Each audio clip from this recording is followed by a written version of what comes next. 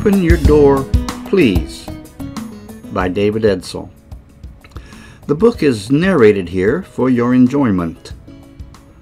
I am presenting Chapter 9 in this segment. At the beginning of each week, I will present one additional chapter. There are a total of 10 chapters. Of course, if you would like, you can always order the printed book from any of these booksellers. Open Your Door, Please examines the ways in which God presents His goodwill to us. God provides us with His love and with the tools to succeed. As author David Edsall notes, we cannot use these tools if we are not open to them. We cannot let God in if we do not open the door to Him. Open Your Door, Please explores the ways in which God has guided the author and presented him with opportunities and tools throughout his life. He willingly treats his own life and personal history as a case study, examining the choices we can make and the differences that can be had if we will allow God to point us in the direction of His choosing.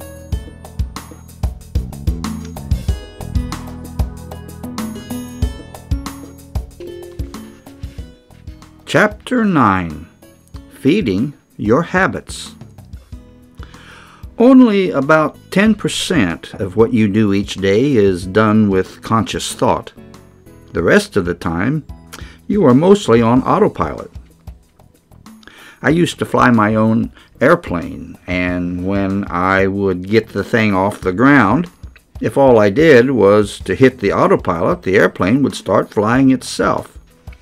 If I wanted to go to Miami, and I did nothing more than to punch on the autopilot and sit back and relax, the autopilot might take me to Denver instead. It will go where it was programmed to go the last time it was used. That is its habit.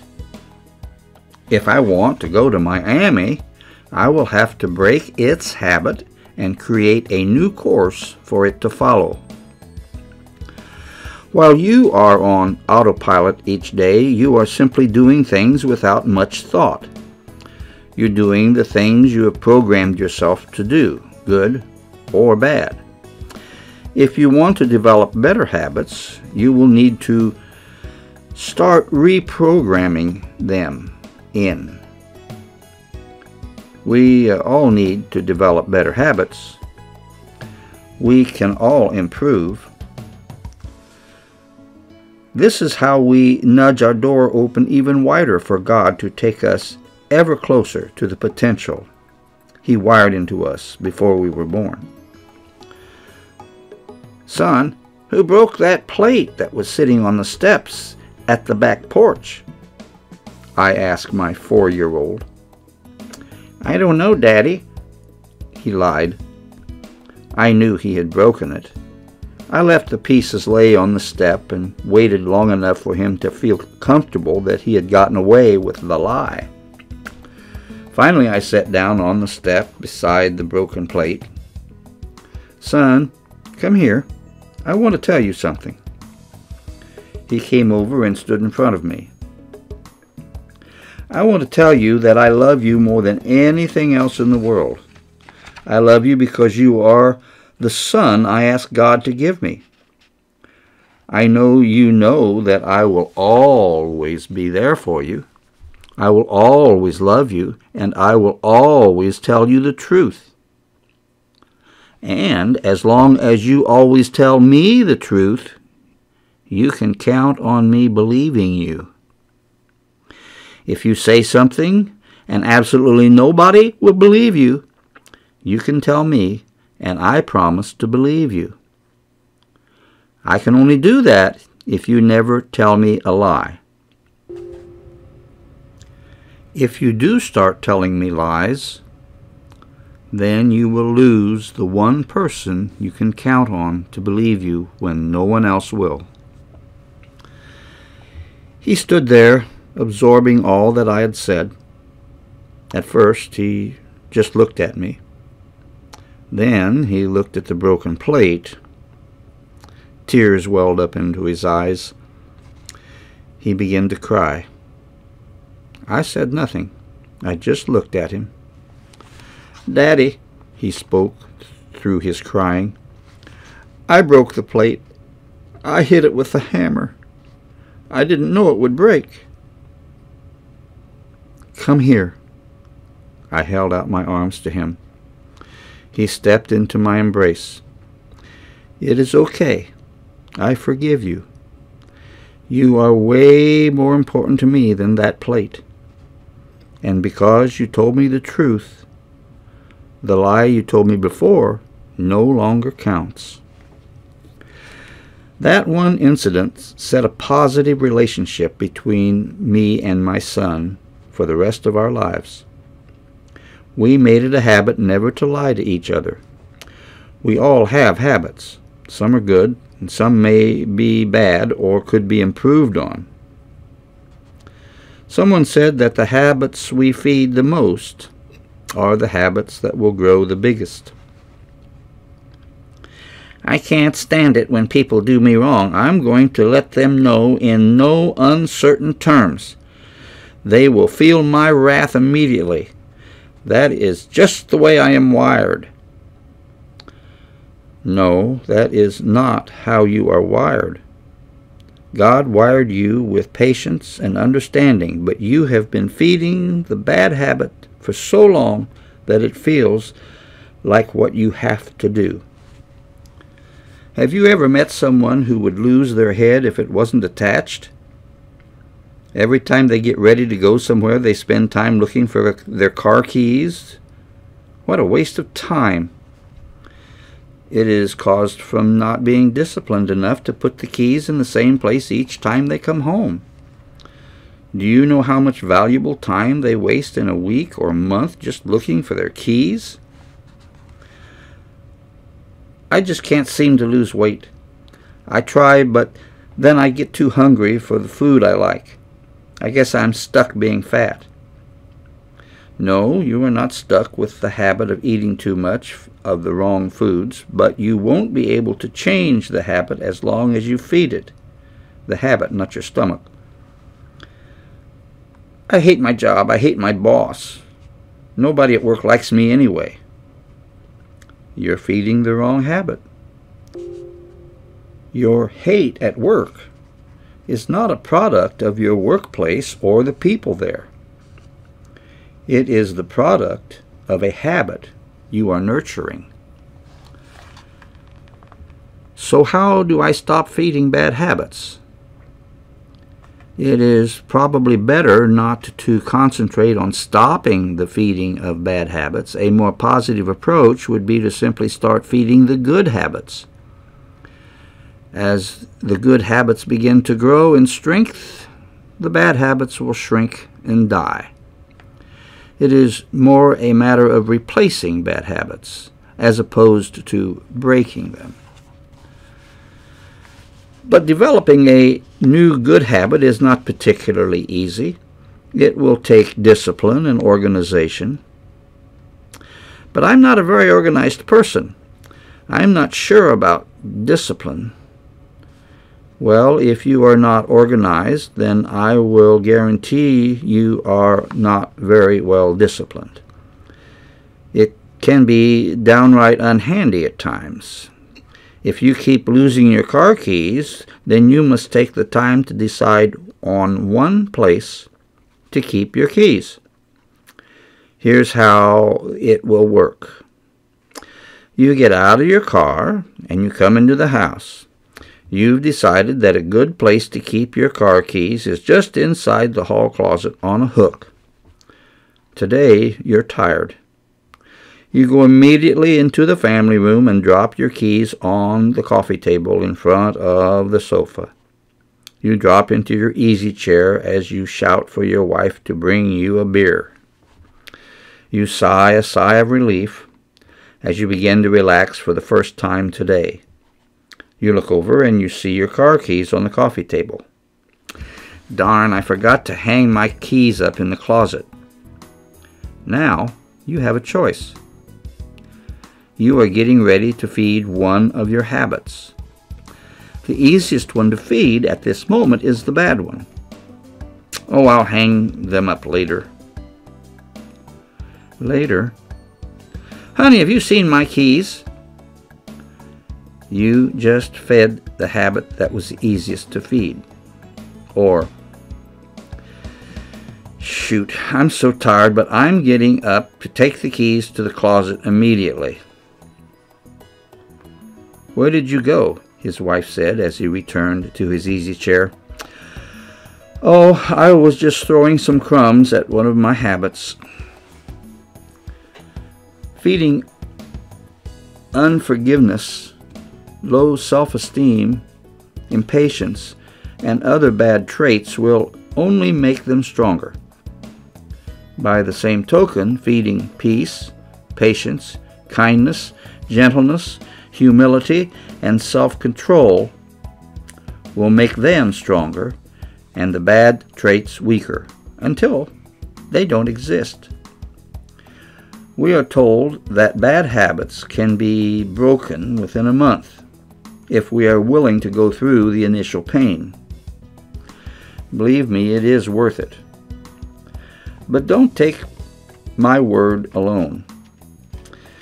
In the Bible, Ephesians chapter 4, verses 22 and 24, I quote, "To put off your old self, which belongs to your former manner of life, and is corrupt through deceitful desires, and to be renewed in the spirit of your minds, and to put on the new self, created after the likeness of God, in true righteousness and holiness."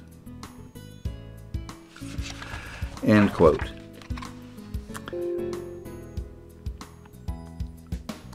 Then again in Philippians chapter 4, verse 13, "I can do all things through him who strengthens me." And then in 1 John chapter 2, verses 15 through 17, "Do not love the world or the things in the world. If anyone loves the world, the love of the Father is not in him. For all that is in the world, the desires of the flesh and the desires of the eyes and pride and possession, is not from the Father, but is from the world. And the world is passing away along with its desires. But whoever does the will of the Father abides forever." Paul writes in 1 Corinthians chapter 6, verse 12, "Some of you say, 'We can do anything we want to.' But I tell you that not everything is good for us. So I refuse to let anything have power over me." Bad habits are easy to develop, but hard to live with. Good habits are difficult to develop, but are easy to live with. Someone said that habits were like gravity. They will pull you toward them. I was raised in a family that was argumentative and negative. That's just the way I am. No, that is just how you are allowing yourself to be. You can break those bad attitudes if you choose. God did not wire them into you. You fed them all on your own. Ask God for help. You can do it. The truth is, you are going to practice habits anyway. You may as well practice the good ones. One of the most widely practiced bad habit is that of overspending. Overspending is among the top reasons why marriages fail. We want what we want when we want it. Credit cards are full to the point that we can't use them, and it is all we can do to keep up with the interest payment. If this is your bad habit, then go get some financial advice and help in getting out of debt. Then practice the good habit of buying only what you already have the money to buy with.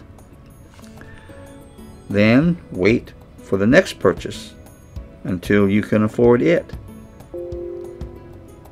Really, if you get head over heels in debt, you will eventually be waiting for the things you want to buy anyway, but with a lot more stress.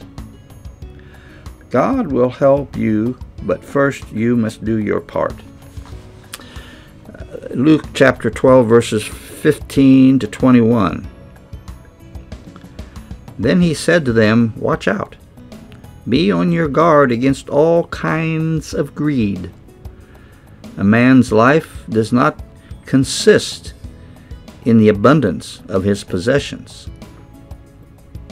End quote. Don't put it off any longer. Start practicing good habits. Ask God for help. Your door will creep open ever wider. Begin to develop happiness in your life. Developing and holding on the good habits is nearly impossible if you are consistently unhappy. In fact, being unhappy is a bad habit to be erased. I have heard myself say that if you cannot find happiness right now in your life as it stands at this minute, then you probably won't be able to find it even if you achieve what you think would make you happy in the future. Happiness is a state of mind, not a possession. Happiness is from within. It does not depend on anyone else but you. Of course, you won't be happy every second, but you best be happy in general. I don't see how I can be happy as long as I am out of work and can't provide for my family. Believe it or not, it is possible to be happy even under those circumstances. Of course, you shouldn't be satisfied with your situation. You should be looking to improve, to find a job, to begin better providing for your family. But you don't have to be unhappy. Oh God, thank you so much for my wonderful family. Just being with them makes me so happy. But I do need a job. I'm looking forward for your help in finding the right one for me. Like all good habits, you will have to develop them. It won't be natural at first. It does not depend on your situation or circumstances. It's a choice that you make. Stress is a happiness killer. In fact, it is a life killer. Unhappiness and stress will steal from you. It can actually shorten your life if you live with it constantly. I know you don't really want to steal your joy. Learn to make the best of every situation. The next time you are stuck in traffic, instead of cursing and swearing, try praying, "Oh God, help me be happy right now in this miserable, lousy situation." That's a joke, son. Maybe you can improve on that prayer a touch. If you are generally a happy person, then happiness will radiate out of you. You will be setting a good example to others for God. He will use you.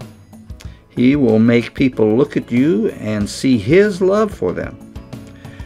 In other words, when things don't go your way, don't get bent out of shape. It will not only cause you problems, but it will keep God from using you for the benefit of others. God wants you to be happy, peaceful, and content. I know deep down you want that too. Paul writes in Philippians chapter 4, verse 12, I know what it is to be in need, and I know what it is to have plenty. I have learned the secret of being content in any and every situation, whether well-fed or hungry, whether living in plenty or in want. Happiness is not going to jump on us. We have to make the choice. Notice in the passage above, Paul says, I have learned. It didn't just happen. It was in his programming. God put it there before Paul was born, but he had to help God dig it out. Criticism can be good or bad. Constructive criticism can help build us up. Unfortunately, most criticisms you will hear are not intended to build you up, but to put you down. If their criticism is constructive and you can benefit from it, then do so and thank them for their observation. But if it is derogatory, then just smile and let it go. Don't try to get even. You can be better than that. You can be better than the critic. Don't let him or her pull you down and get you dirty with them. Just let God take care of it. Keep in mind that not everyone is going to like you. The more you like as God would have you to, the more you will be criticized by others. Don't forget that Satan doesn't like to lose, and he doesn't give up easily. Even if he has lost you to God, he will continue to hammer on you every chance he gets. Just ignore him. He has no real power over you as long as you choose to live in God's camp. You may feel the temptation to take the low road and get even with others, especially if the criticisms are coming from someone you have worked hard to help. When I was in high school, I had a good friend, Jack. He was a year or two behind me and about 1 year younger. We were good friends, and the friendship stayed close until the day he died. Jack married a girl who was quite critical in her nature. Her name was Nancy. She was a fighter. Her nature was not as gentle as Jack's. They lived together for more than 20 years and had 2 teenage sons when Jack finally found out he only had a few months to live due to a diagnosis of cancer. Jack often stayed at our house recovering after he received his chemotherapy treatments. We prayed together. Jack wasn't afraid to die, but he worried about leaving his wife and children. He found some peace in the fact that I would be there for them. One afternoon, Nancy called me on the telephone. Jack is very bad. I don't know what is keeping him alive now. Can you come? My wife and I left immediately on the hour drive to Jack's house. Jack was laying unconscious in a hospital bed in his master bedroom. His breathing was labored. He's been like that all day. I think he's waiting for you to come here so he can go, Nancy said quietly. She turned and left the room. I placed my hand on Jack's bare leg just below his knee. It's okay, Jack. I'm here now. You can go. Jack took just 2 more breaths in this life. I went out and told Nancy and the boys that Jack had gone on to God in heaven. During the funeral, Jack's parents came to me and told me that they had not been welcomed in Jack's home for many years. They could not get along with Nancy. So out of desperation and for the sake of peace with his wife, Jack had asked them not to come to his home anymore. Jack often visited them and took the boys with him. Because of this, they could not see their son during his last days. I felt a strong obligation to try to help Nancy, but I soon got the impression she wanted more from me than I was willing, or should have been willing, to give. Because of this, I found it very hard to be around her. After a year or so, she remarried. I believe her sons even stayed away as much as possible once they got out of high school. Soon, Nancy's second marriage failed. She had gone through all her insurance money from Jack's death. One day she showed up for a visit. She filled us in. She said she felt she had acted badly after Jack's death. She asked if there was anything we could do to help her. Once again, I felt that old obligation to help Nancy, not only for her sake, but also out of loyalty and promise to Jack. We allowed her to stay with us temporarily. I gave her a job in my company. We found her an apartment and helped her move in.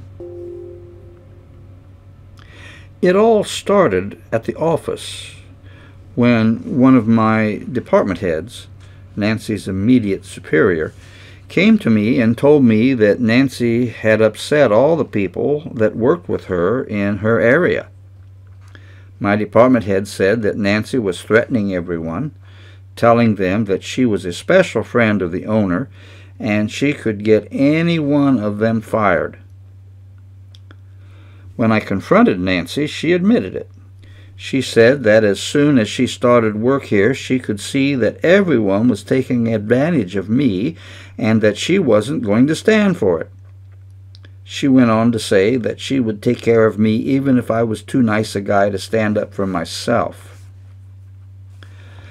I explained to her that she was wrong about me and my employees. I told her that most of my employees had been with me for many years, and I considered them quite loyal.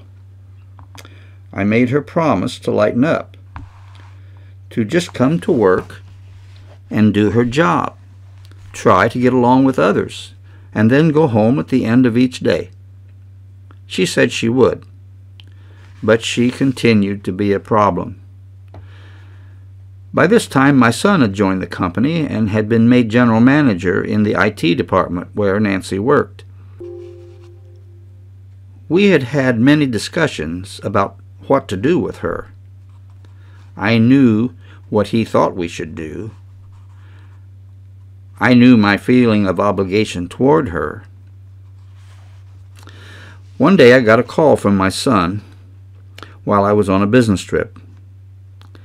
"Dad, I wanted to be the first to tell you what I have done. Nancy came to me demanding I reprimand Jim." "Dad, Jim hadn't done anything wrong. I told Nancy that she needed to calm down and go back to her desk and do her work. Whatever Jim had done was none of her business.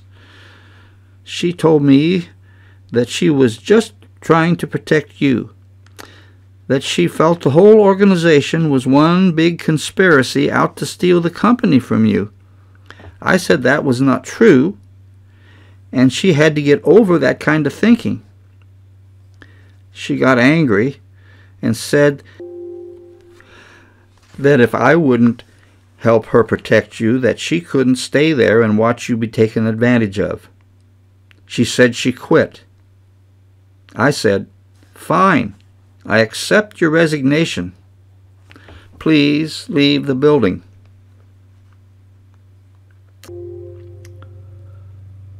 Then I said, 'I'm sure you did the right thing. You were in charge. You made a decision, and I'll back you up.'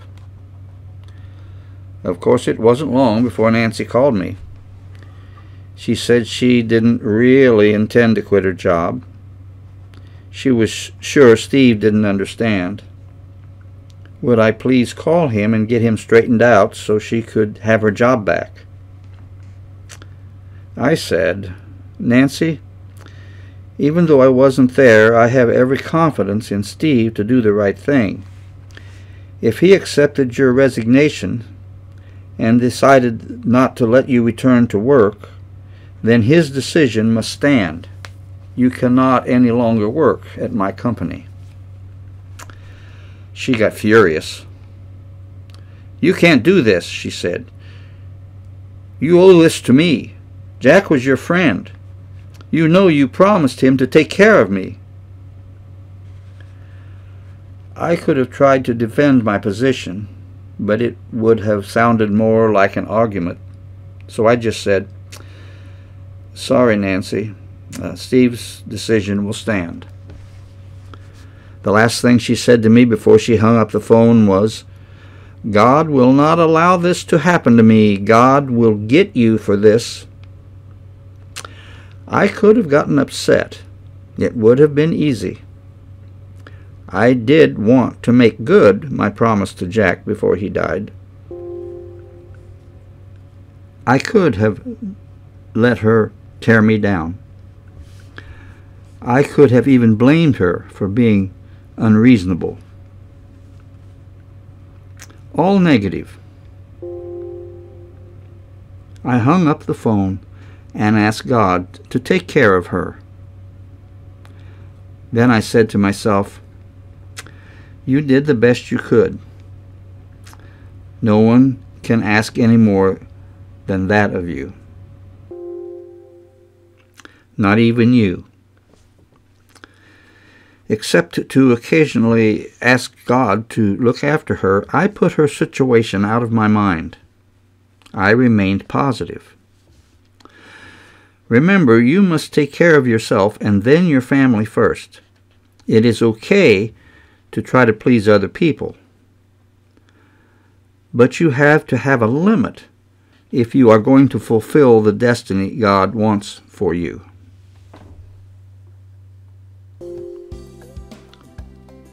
Chapter 10. Be positively positive. To be continued at the beginning of next week. God bless you, my friends.